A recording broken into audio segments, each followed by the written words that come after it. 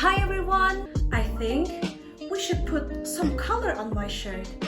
I want to show you how to tie-dye an old white shirt. So what do we need? A white shirt, dye kits for coloring, rubber bands, gloves, plastic bags. There are many tie-dye techniques, but I will show you 3 today: crumble, stripes, and spiral technique.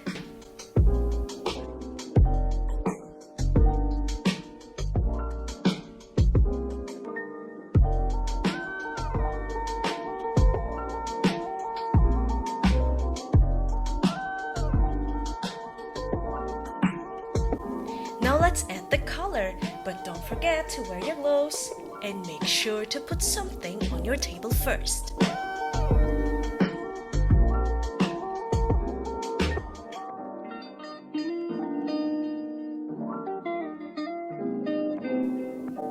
When you're done, put all your shirts into a plastic bag for 3 hours.